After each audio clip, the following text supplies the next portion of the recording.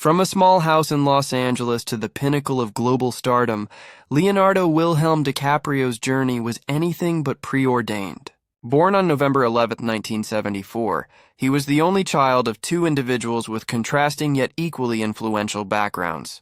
His mother, Irmeline, a German legal secretary, imbued in him a sense of discipline and determination, while his father, George DiCaprio, an underground comic artist and distributor, provided a bohemian creative counterpoint. Their meeting in college and subsequent move to Los Angeles set the stage for a unique upbringing. The origin of his name is the first hint of a destined creative life. His mother felt her son kick for the first time while gazing at a Leonardo da Vinci painting in a Uffizi gallery in Italy, a moment of profound connection that foretold a future shaped by artistry. This artistic lineage, however, was soon tested by life's complexities. His parents separated when he was just an infant, after his father fell in love with another woman. Yet, in a testament to their commitment to their son, they forged an unconventional arrangement, living in adjacent homes with a shared garden in the modest, often tough neighborhood of Echo Park and later Los Feliz. This environment, which he described as being surrounded by crime and poverty, forced to early maturity, but the constant presence of both parents provided a stable, if unconventional, foundation. It was within this creative and somewhat chaotic household that Leo's performative spirit first ignited. As a child, he danced on stage at a music festival at the age of 2, captivating the audience and getting his first taste of the thrill of performance. He harbored dreams of becoming a marine biologist, but the allure of acting proved stronger. He was a natural mimic, fascinated by the reactions he could elicit from people with a funny face or an impression. A pivotal moment came when he saw his stepbrother, Adam Ferrar, earn a staggering $50,000 for a television commercial. The tangible possibility of turning performance into a profession became undeniably real. His first foray was not without its bumps. He famously claims he was kicked off the children's show Romper Room for being too disruptive, a story the host denies, but one that perfectly encapsulates his irrepressible energy. For a time, he even considered abandoning acting for breakdancing after winning second place in a contest, showcasing the diverse outlets for his boundless drive. The path to professional acting was a grind. For a year and a half, he and his father tirelessly sought representation, facing repeated rejection. One agent infamously suggested he change his name to the more American-sounding Lenny Williams, advice the strong-willed teenager defiantly rejected. Finally, a break came through a family friend, and Leo began landing commercials, eventually appearing in around 20 ads for brands like Matchbox Cars, Apple Jacks, and Bubble Yum. This was his training ground, teaching him the mechanics of a set and the discipline of the craft. His first television role came in 1989, as Glenn in 2 episodes of The New, Lassie, but his true introduction to a national audience was as the troubled teen Gary Buckman on the sitcom Parenthood in 1990. He took the role with immense seriousness, studying the performance from the original film to inform his own, an early sign of the dedicated, research-oriented actor he would become. This dedication earned him his first professional accolades, with Youth and Film Award nominations for his work on Parenthood and the soap opera Santa Barbara.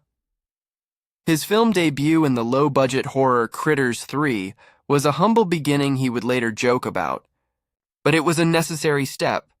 A more substantial television role followed, playing the homeless teenager Luke Brower on Growing Pains, where producers hoped he would attract a younger female demographic. Though the ratings boost never materialized, his performance was again recognized with a nomination, proving his talent was visible even in conventional roles. The turning point, the moment the industry truly sat up and took notice, arrived in 1992 with This Boy's Life, cast by the legendary Robert De Niro to play Tobias Wolff, a teenager grappling with a violently abusive stepfather, played by De Niro himself. DiCaprio was thrust into the deep end. The director Michael Caton-Jones used a strict, almost brutal style to pull a raw, authentic performance from the young actor. DiCaprio later reflected on working with De Niro, telling The Guardian, "I watched his work, realized the caliber of actor that he was, and said to myself, I will never squander this opportunity." He didn't.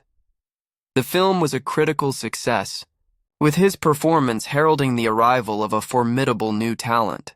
He immediately followed this with what remains one of his most astonishing roles, Arnie Grape in What's Eating Gilbert Grape. His portrayal of a boy with developmental disabilities was a masterclass in empathy and precision, eschewing caricature for profound humanity.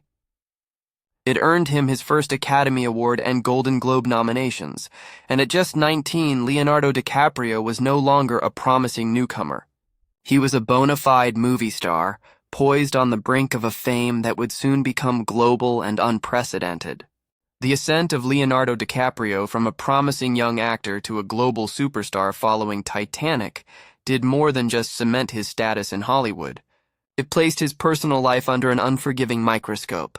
From that moment on, his dating history evolved into a public narrative of its own. A curated list of the world's most desirable women that has fascinated, puzzled, and even defined his image as much as his film roles. This history is not merely a sequence of names, but a revealing pattern, one that paints a picture of a man whose approach to love has been as consistent as it has been private. The pattern began in the mid-1990s, in the whirlwind of his initial fame. Early links to top-tier models like Bridget Hall and Naomi Campbell, though often fleeting and unconfirmed, set a precedent. These were not co-stars or industry insiders, but women who existed in a parallel universe of global glamour, a world that matched his own rising celebrity. His relationship with model Kristen Zhang, whom he brought to the 1996 premiere of Romeo + Juliet, was one of his first publicly acknowledged partnerships. But it ended just as Titanic was about to launch him into a stratosphere of fame that would forever change the context of his personal life.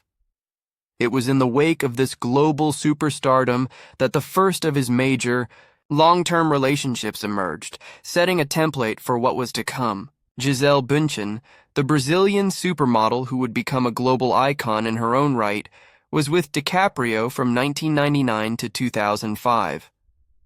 This 6-year period represented a significant chapter. They were the ultimate it couple, photographed on red carpets and vacationing together. Notably, their relationship even intersected with his burgeoning environmental activism. In 2004, they traveled to the Amazon rainforest to bring attention to ecological issues. However, the relationship ultimately foundered on the rocks of diverging life paths. In her 2018 book, Bündchen offered a poignant glimpse into their split, writing, "No longer numbing myself with smoking, drinking, and too much work, I was becoming more and more aware of things that I'd chosen not to look at. Was I alone in wanting to do some serious soul-searching while he stayed the same?" In the end, she concluded, the answer was yes. Her subsequent marriage to NFL star Tom Brady and focus on family stood in stark contrast to the path DiCaprio continued to walk. Following Bündchen, the next significant figure was Israeli model Bar Refaeli. Their on and off relationship spanned 5 years, from 2005 to 2011. Like Bündchen, Refaeli was a Victoria's Secret angel, an international modeling sensation. They were a paparazzi staple, seen at Lakers games and elite parties. Their breakup, however, was followed by reflective comments from Refaeli that further illuminated the dynamic of a life with DiCaprio. She shared that the split forced her to grow up, stating, "I came to understand a lot of things about myself. I worked on myself and I grew up. I didn't know what alone was like. Today I know that a relationship can work only if you know you can be alone and you are not afraid." This sentiment hinted at a fundamental independence in DiCaprio's life, a core self-sufficiency that perhaps left little room for the deep interdependence marriage often requires. The years between and after these two major relationships were filled with a series of shorter, often rumored flings that kept his name in the gossip columns. There was Russian model Anne Violitsina, a brief romance during a break from Raffaelli. In 2011, a surprise pairing with actress Blake Lively captivated fans. Their yacht trips and international sightings were intensely documented, but the flame burned brightly and briefly.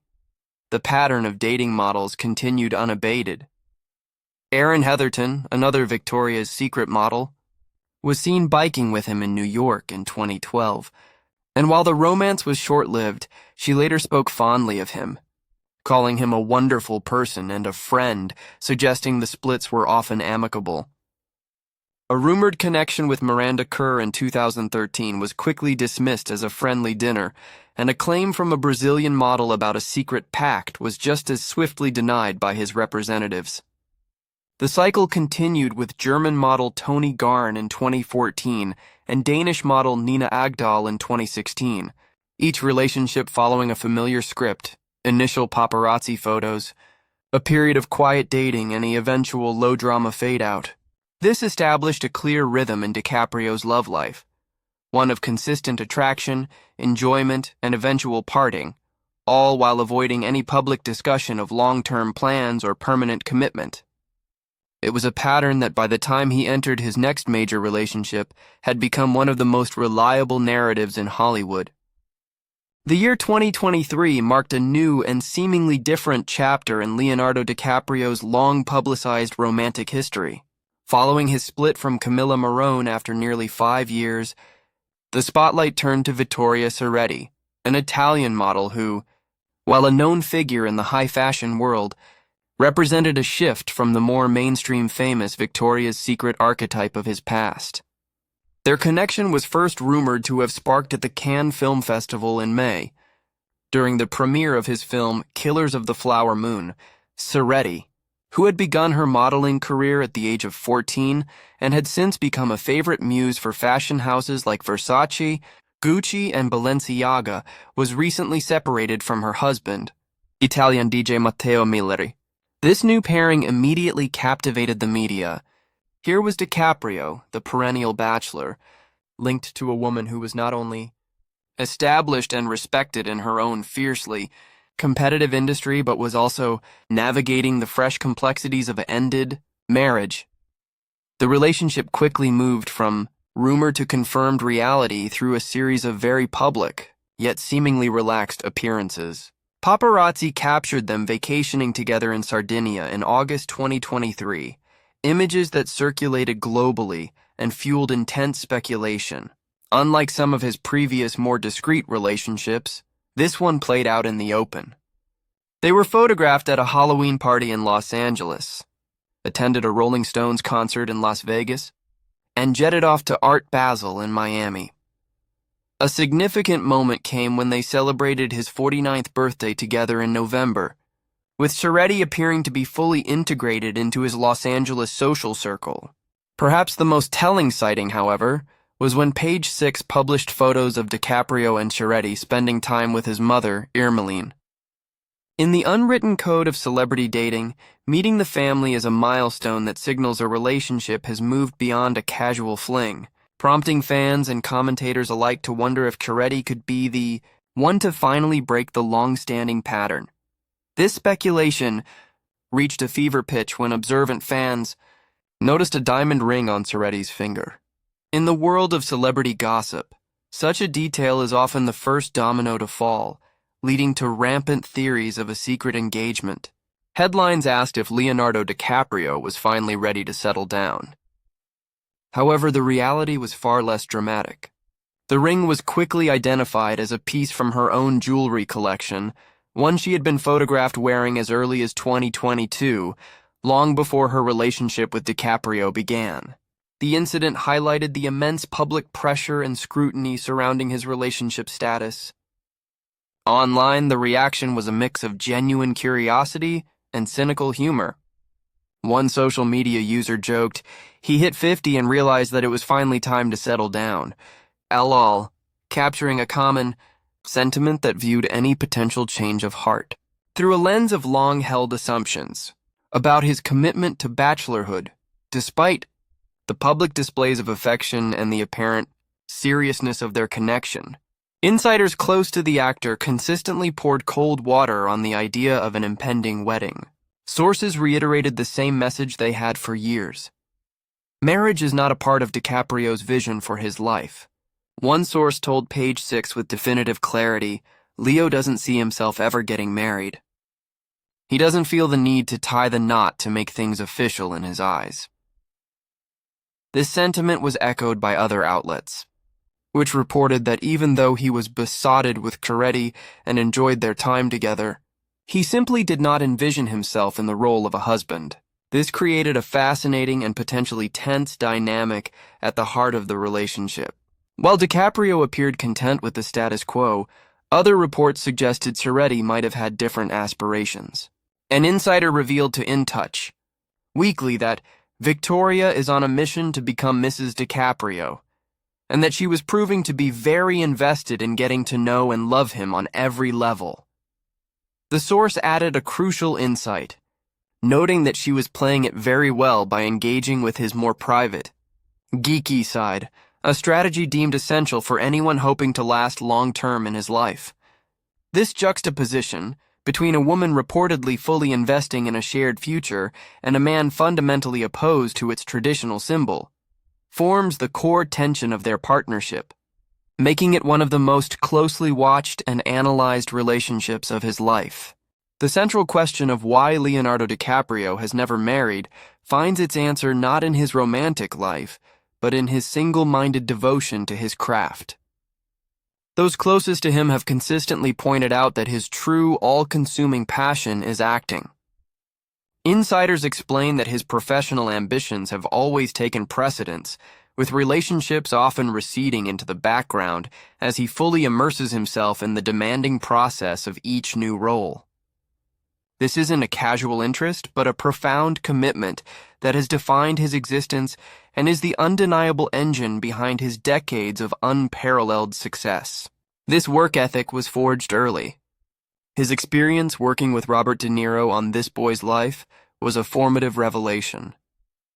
DiCaprio himself acknowledged this pivotal moment, stating he watched De Niro's caliber of performance and vowed to himself, "I will never squander this opportunity." That promise became his lifelong mantra. For DiCaprio, marriage has never been a necessary component of a fulfilled life or a validating stamp on a relationship.